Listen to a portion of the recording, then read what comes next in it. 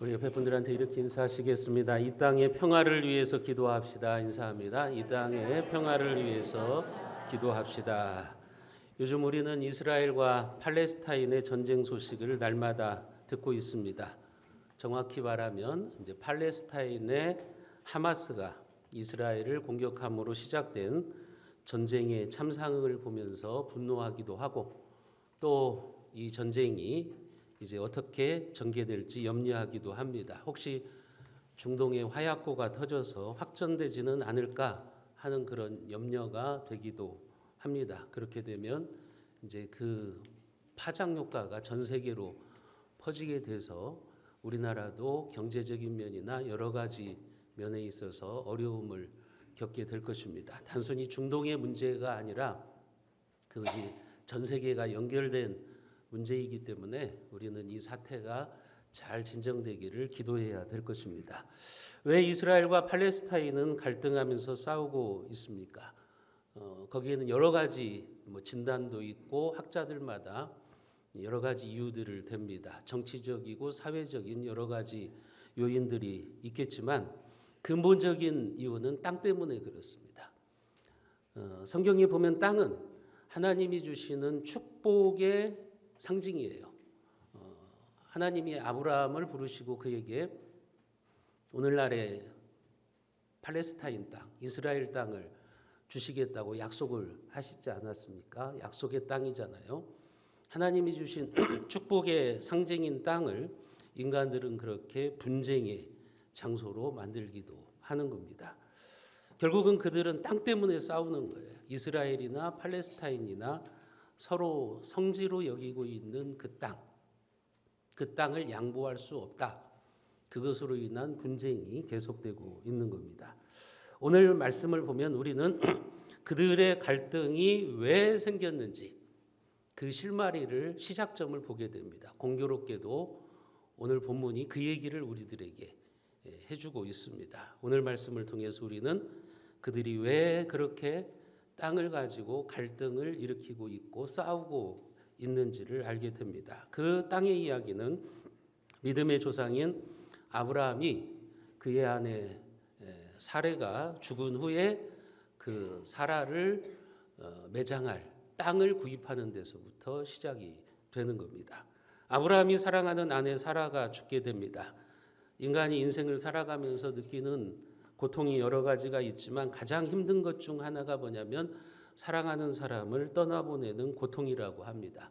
어떤 심리학자는 그렇게 이야기를 합니다. 그 고통의 강도가 10톤 트럭에 받치는 것과 같다라고 이야기를 합니다. 그렇기 때문에 사랑하는 사람을 보내는 그 아픔이 육체적으로 또 정신적으로 얼마나 큰지를 우리에게 말해주고 있는 것입니다. 더구나 이런 고통은 쉽게 잊혀지지를 않아요. 당신은 너무 아파서 멍하게 있다가 세월이 가면 갈수록 씹히는 아픔, 그것이 바로 사랑하는 사람과의 이별입니다. 배우자를 보내는, 또 사랑하는 자식들을 보내는 부모의 아픔이 바로 그런 아픔과 같아요. 10톤 트럭에 바치는 것과 같은 그런 아픔을 준다고 하는 거예요. 오늘 말씀에도 보면 아브라함이 사랑하는 아내 사라의 죽음을 보면서 그런 아픔을 경험하게 됩니다. 오늘 1절에 보면 사라가 127세를 살았으니 이것이 곧 사라가 누린 횟수다. 사라가 90살에 이삭을 낳았고, 우리가 앞에서 살펴봤던 것처럼 아브라함의 나이 100세, 사라의 나이 90세에 이삭을 낳았고, 이삭을 낳은 후 37년을 더 살다가 127세를 향수한 겁니다. 사라는 어떤 사람이죠? 믿음의 조상인 아브라함과 함께 하나님의 약속을 붙들고 살아갔던 믿음의 여인이었습니다. 사라는 아브라함, 그의 남편 아브라함을 하나님께서 부르셔서 이제 아브라함이 본토 친척 아버지 집을 떠나게 되는데, 사라 역시 그런 안정된 삶을 다 버리고 남편을 따라서 믿음의 길을 떠나가게 되는 겁니다. 성경에 나타난 그 여정을 우리가 살펴보게 되면 우리가 지금까지 이 아브라함의 내러티브를 살펴보면서 봤던 것처럼 갈대아 우르를 떠나서 하란으로 갔다가 세겜, 베델, 네게부, 애굽으로 갔다가 또 네게부로 돌아오고 베델, 헤브론, 그랄, 브엘세바, 헤브론에서 이제 사라가 죽게 되는 겁니다. 그처럼 많은 곳을 이주하면서 사라는 고생을 했습니다. 그 과정에서 볼꼴, 못 볼 꼴을 다 보게 되죠. 자기의 남편 아브라함이 자기를 누이라고 속여가지고 위기를 모면하려고 하는 그런 못 볼 꼴도 그가 경험하게 됩니다. 그뿐만 아니라 90세가 될 때까지 자녀가 없었잖아요. 고대에 있어서 자녀를 낳지 못한다고 하는 것은 여자의 수치였어요. 그로 인해서 남몰래 흐르는 눈물들도 많았을 것입니다. 그런 과정을 다 알기 때문에 아브라함은 사라의 죽음 앞에서 슬퍼하면서 애통했다고 2절에 보면 나오죠. 사라가 가나안 땅 헤브론 곧 기랏 아르바에서 죽음에 아브라함이 들어가서 사라를 위하여 슬퍼하며 애통했다. 아브라함의 마음속에는 사라가 죽게 되자 100여 년의 시간을 함께했던 사라에 대한 아슬아한 추억의 파노라마가 흘러갔을 거예요. 그녀와 함께했던 기쁜 일, 어려웠던 일, 또 행복에 겨웠던 순간들, 이런 순간들이 주마등처럼 스치고 지나갔을 거예요. 만약 여러분과 100년을 해로했던 배우자가 죽는다면 어떻겠습니까? 한 세기를 함께한 아내와 이별해야 되니 당연히 통곡할 거예요. 눈물을 흘리게 될 겁니다. 제가 저희 아내와 지금 30년을 살았는데 75세까지 산다고 해도 거의 50년을 같이 살게 되는 거죠. 여러분들 중에는 더 많은 세월을 함께한 배우자도 있을 거예요. 저희 부모와 제가 25년을 살았는데 지금 훨씬 더 저희 집사람하고 오래 살았잖아요. 앞으로의 인생을 계산해 본다면 더 많은 세월을 함께하는 거죠. 그런데 사라는 아브라함에게 100여 년의 세월을 함께한 여인이었어요. 그러니까 사라가 죽게 되니까 그 아브라함이 당연히 통곡을 했을 것입니다. 하지만 아브라함은 슬퍼만 하고 있지 않습니다. 3절에 보면 믿음으로 이별합니다. 이별이 있는 이 땅에서 이별이 없는 저 영광의 하나님의 나라를 소망합니다. 왜냐하면 성도는 무덤을 넘어서는 하나님 나라의 소망을 가지고 있기 때문에 그런 것입니다. 사라 역시 믿음으로 살다가 이 땅을 떠났어요. 그런 사라의 인생에 대해서 성경은 최종적으로 어떻게 평가받을 것인가? 한번 죽는 것은 사람에게 정해진 것이고 그 후에는 심판이 있겠다 말씀하셨는데 여러분들도 한 번밖에 없는 인생을 살잖아요. 그리고 우리는 하나님 앞에서 우리 인생의 최종적인 평가를 받아야 돼요. 127세를 살았던 사라에 대해서 하나님은 어떤 평가를 하실까? 그게 히브리서 11장 11절에 나와 있어요. 우리가 같이 한번 읽어봅니다. 믿음으로 사라 자신도 나이가 많아 단산하였으나 잉태할 수 있는 힘을 얻었으니 이는 약속하신 일을 미쁘신 줄 알았음이라. 믿음으로 하나님의 약속을 붙들고 살아갔던 여인, 그 사람이 바로 사라라고 평가합니다. 그 믿음이 무엇이라고 말합니까? 이는 약속하신 일을 미쁘신 줄 알았습니다. 아브라함과 사라 자신에게 하나님이 약속을 하셨잖아요. 내가 너에게 축복의 땅을 줄 테니 떠나라. 사라도 그 약속을 붙들고 간 거예요. 하나님은 반드시 약속을 지키시는 신실하신 하나님이야. 미쁘신 하나님이야. 그 믿음으로 살았다고 사라의 인생을 평가하고 있는 겁니다. 물론 사라에게 처음부터 그런 믿음이 있었던 건 아니에요.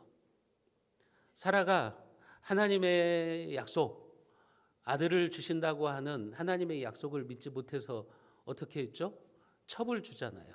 아브라함에게 첩을 주어서 이스마엘이 태어나는 거잖아요.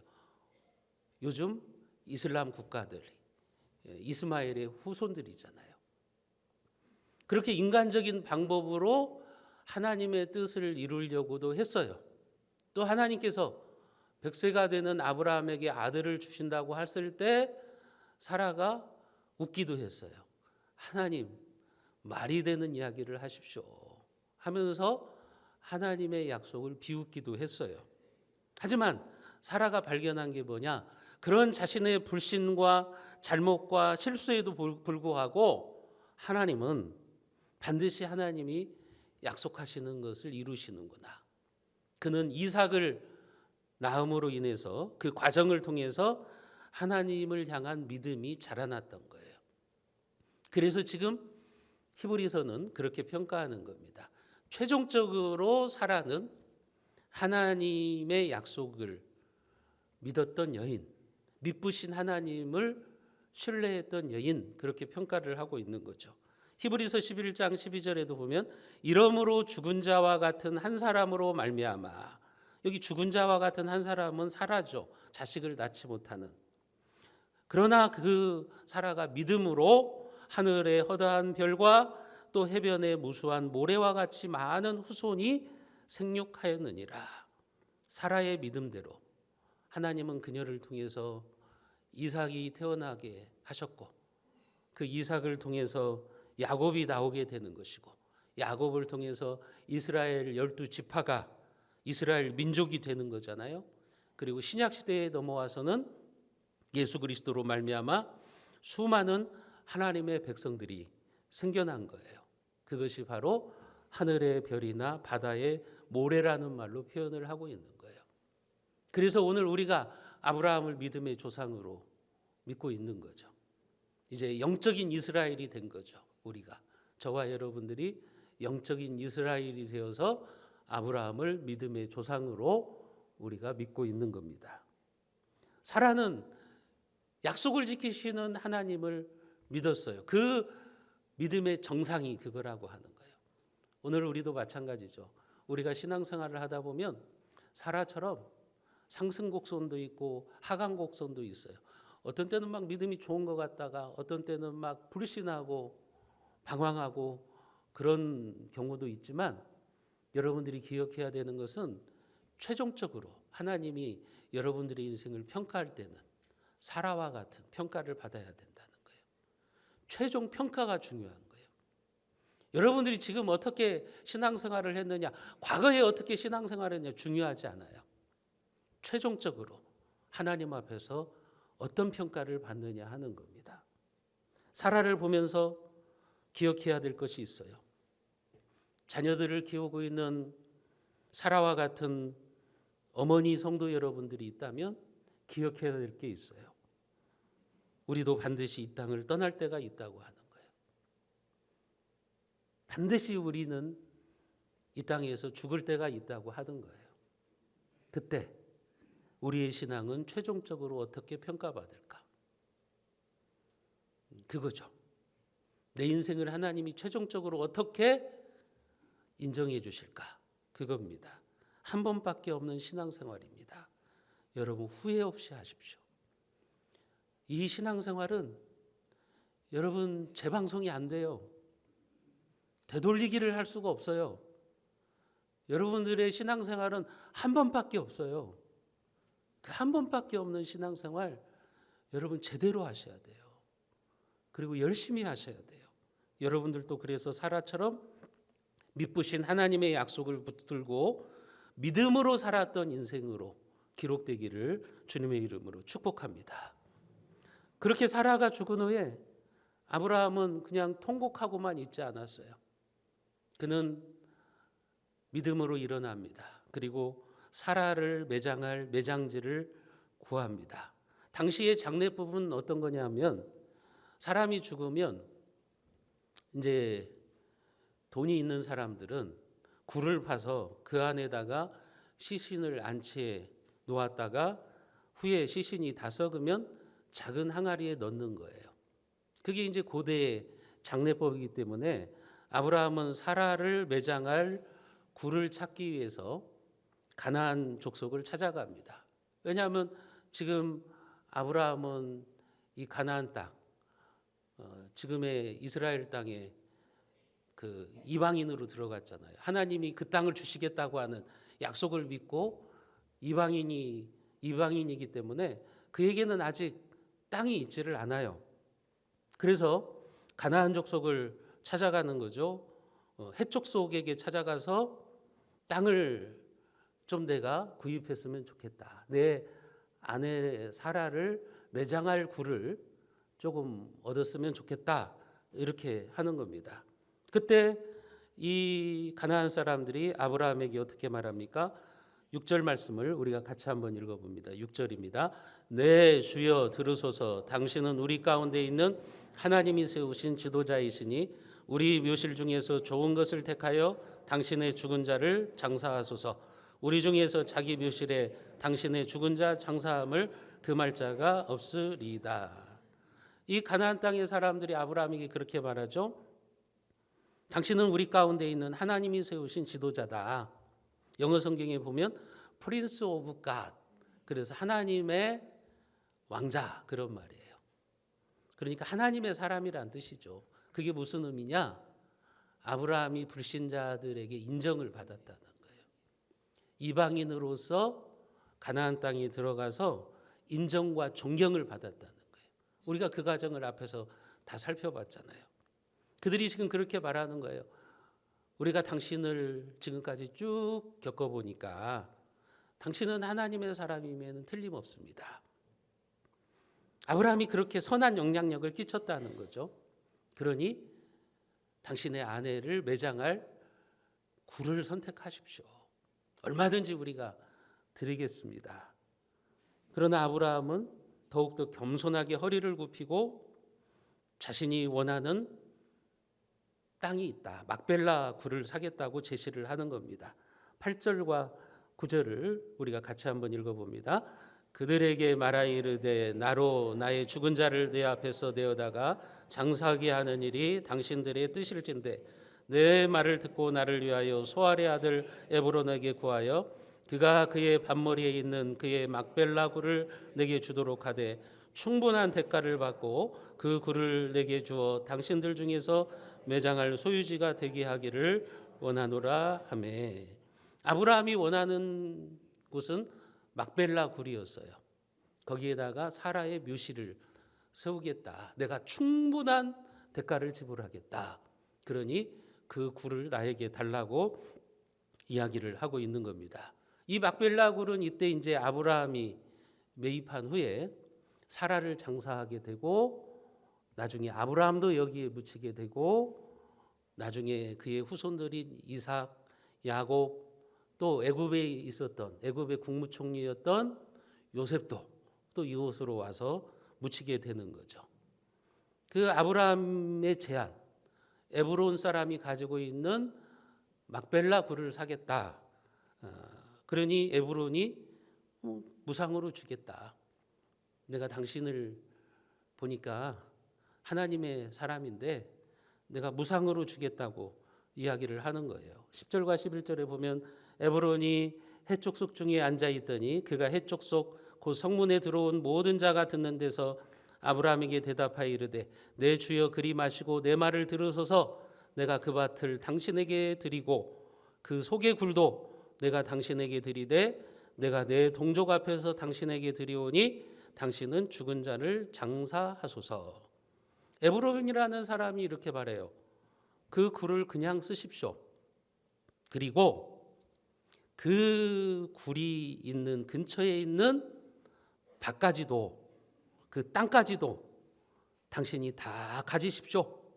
이렇게 이야기를 해요.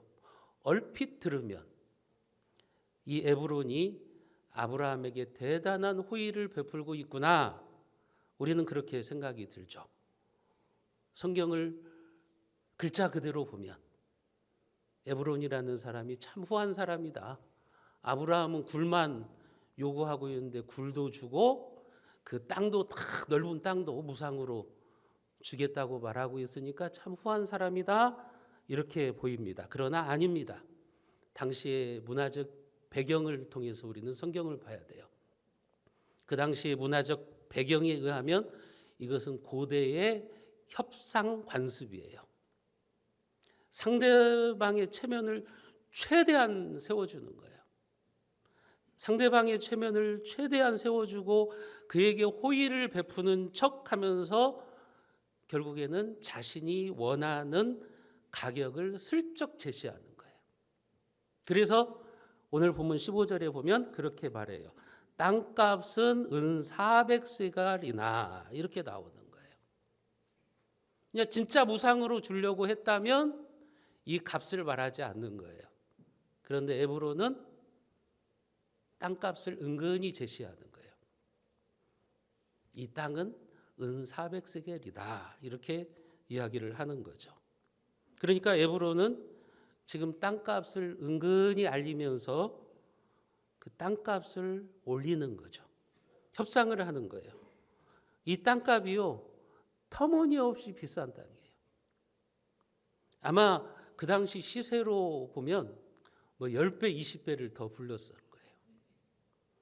여기 은 400세겔이라고 했는데 은 400세겔이 어느 정도인가 하면 한 사람이 1년간 일해서 벌어들이는 대략적인 소득이 은 10세겔이에요. 고대에. 한 사람이 1년 동안 일해서 얻는 소득이 은 10세겔인데 400세겔이라고 하는 것은 40년간 한 푼도 쓰지 않고 모아야 되는 엄청난 금액입니다. 여러분들이 1년 동안 버는 돈을 한 푼도 쓰지 않고 40년 동안 모아야만 이게 땅을 살 수 있다는 거예요. 그러니까 지금 이 에그론은요, 지금 땅값을 엄청 올려버린 거예요. 아브라함이 지금 급하구나. 매장지를 구하는데, 굴을 구하는데 이 기회에 이 굴뿐만 아니라 내 땅까지도 다 아브라함에게 팔아야겠다 하면서 지금 이렇게 나오고 있는 거예요. 아브라함은 당연히 그 속내를 알죠. 그 속내를 알고서도 해쪽 속의 사람들이 모두 보는 데서 그 엄청난 값을 지불하고 땅을 매입하는 거예요. 오늘 16절부터 18절까지 말씀을 우리가 같이 한번 읽어봅니다. 아브라함이 에브론의 말을 따라 에브론이 해쪽 속이 듣는 데서 말한 대로 상인이 통용하는 은 400세겔을 달아 에브론에게 주었더니 마므레아 막발레에 있는 에브론의 밭 곧 그 밭과 거기에 속한 굴과 그 밭과 그 주위에 둘린 모든 나무가 성문에 들어온 모든 해쪽 속이 보는 데서 아브라함의 소유로 확정된지라. 아브라함이 어떻게 하냐면 공개적으로 그 땅을 삽니다. 은 400세겔을 내가 주겠다. 그래서 그 해쪽 속의 지도자들과 모든 사람들이 보는 가운데서 비싼 값을 지불하고 그 땅을 사는 거죠. 아브라함이 부자잖아요. 하나님이 그에게 가나안 땅에 들어가게 하셔서 부를 얻게 하셨잖아요.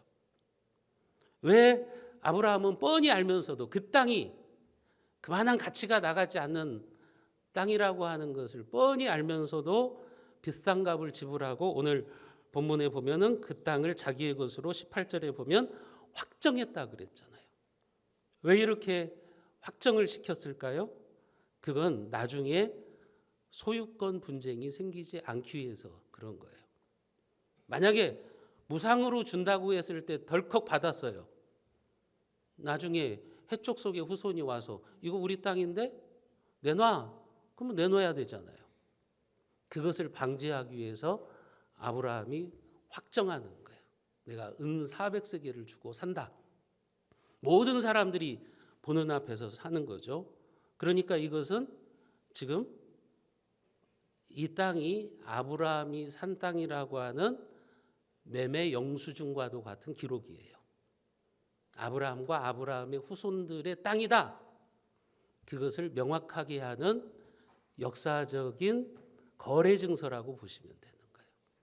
지금 성경에서 그것을 우리에게 보여주고 있는 거예요. 먼 훗날에 이 팔레스타인 사람들, 가나안 사람들이 자기들의 땅이라고 주장할 수 없도록 하기 위해서 아브라함이 지금 이런 과정을 거치고 있는 거예요.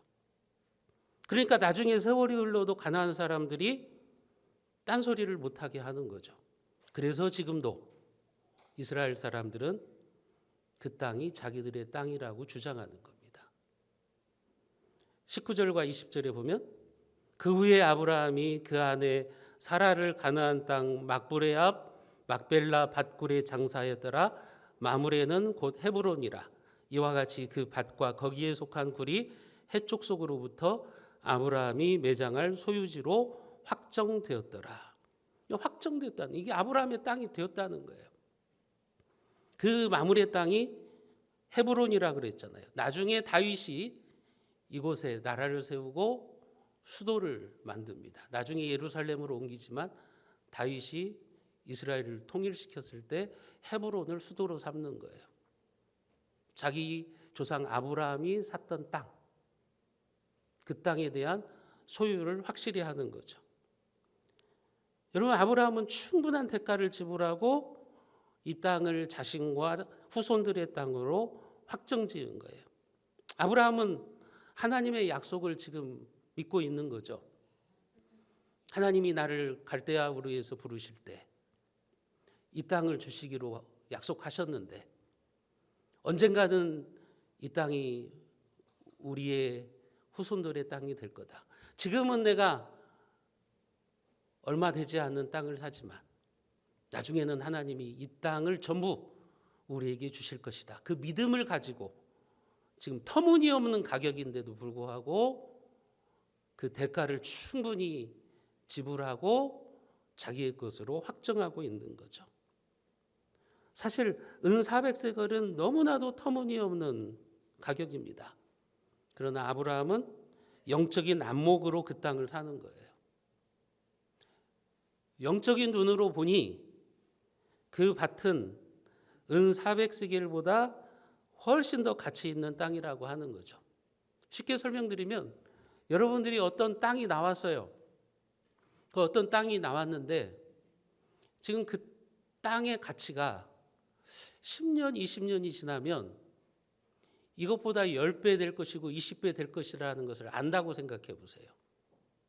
지금은 1,000만 원짜리 땅인데 내가 가만히 보니까 이 땅이 앞으로 1억도 되고 10억도 될 수 있을 거라 생각하면 그 땅 안 사시겠어요? 당연히 사죠. 아브라함이 그런 거예요. 그 당시로는 이게 은 400세겔이 터무니없는 가격이에요. 근데 아브라함은 믿음의 눈으로 바라보는 거예요. 이 땅은 하나님이 주신 축복의 땅이다. 이 땅은 나와 후손들이 하나님의 복을 누리면서 살아갈 수 있는 땅이다. 그 믿음으로 대가를 지불하고 사는 거예요. 엄청난 돈이지만 그 속내를 알면서도 사고 있는 거죠. 그렇기 때문에 아브라함이 이렇게 많은 사람들이 보는 곳에서 엄청난 대가를 지불하고 이 땅을 샀기 때문에 훗날에 아브라함도 이 땅에 묻힐 수 있는 것이고 야곱도 요셉도 그 땅에 묻히는데 전혀 문제가 되지 않았던 거죠. 왜냐하면 가나안 사람들도 다 아는 거죠. 이 땅은 아브라함이 우리한테서 산 땅이다. 다 알기 때문에 그런 거예요. 심지어는 아브라함의 후손이 애굽에서 430년 동안 살다가 돌아온 이후에도 그 땅에 묻혔던 거죠. 제가 지금 간단히 한 4,000년, 5,000년의 역사를 말씀드리는 거예요. 나중에 이 땅 아브라함이 산 이 땅을 여호수아가 정복하잖아요. 나중에 다 정복해서 이스라엘 12지파별로 다 분배를 해주잖아요. 그리고 이 땅에다가 이스라엘이라고 하는 신정국가, 나라를 세우고 성전을 건축하잖아요.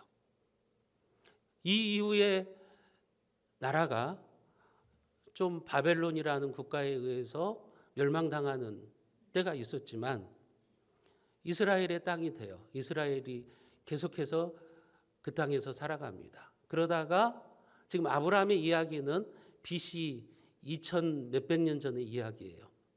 그러다가 AD 70년경에 이제 로마가 이 땅을 정복합니다.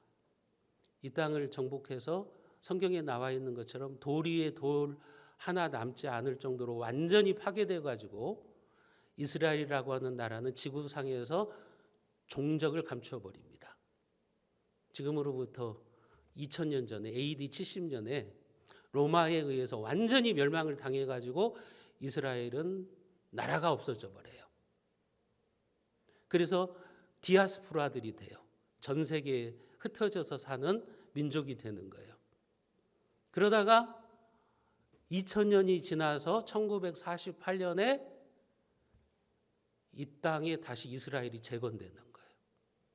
그 당시에 국제 정치 역학 여러 가지 그 환경을 통해서 우리나라도 그 당시에 이제 해방을 맞이하게 되는 거 아닙니까? 1945년에 우리만의 힘으로 해방을 얻은 게 아니라고요.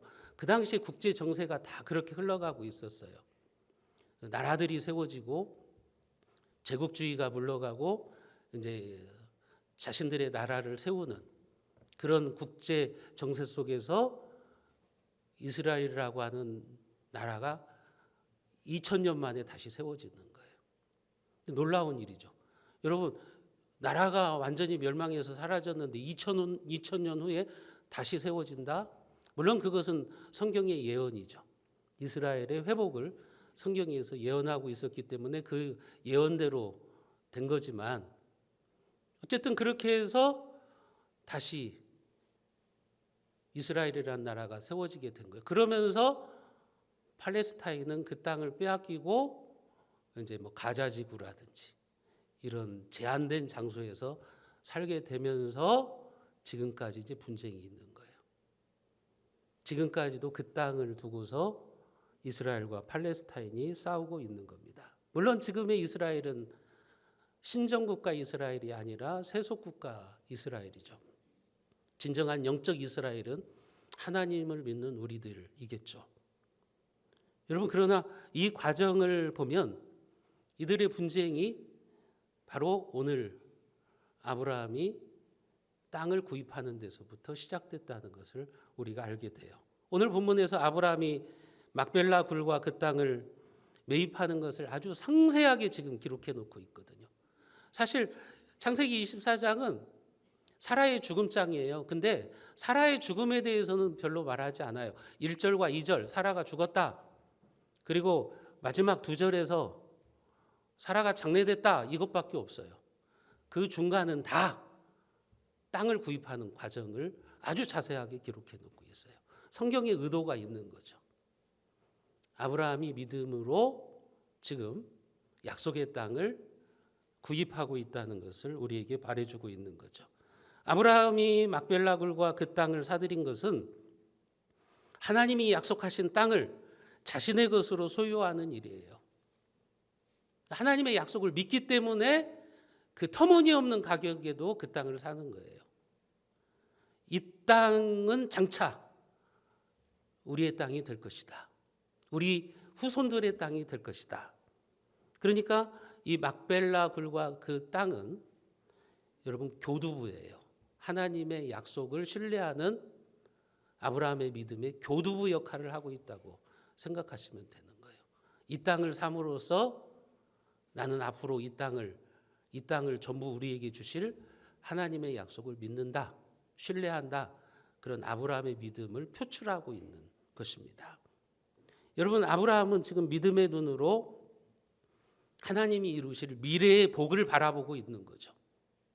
만약에 그렇지 않다면 아브라함이 그 터무니없는 가격에 이 땅을 사지는 않았을 거예요. 근데 하나님이 주실 미래의 축복을 바라보면서 비싼 값을 지불하고 이 땅을 사고 있는 거예요. 그 해촉 속의 속셈에 넘어가지 않고 터무니없는 비싼 가격에도 충분한 대가를 지불하고 그 땅을 자기의 것으로 확정하고 있는 겁니다. 이것이 바로 아브라함의 믿음이었어요. 하나님의 약속을 성취하는 데 있어서 자기는 대가를 지불하겠다고 하는 거예요. 그 대가를 지불하고서라도 하나님의 약속을 믿는다. 그 신앙을 그렇게 표출하고 있는 거예요.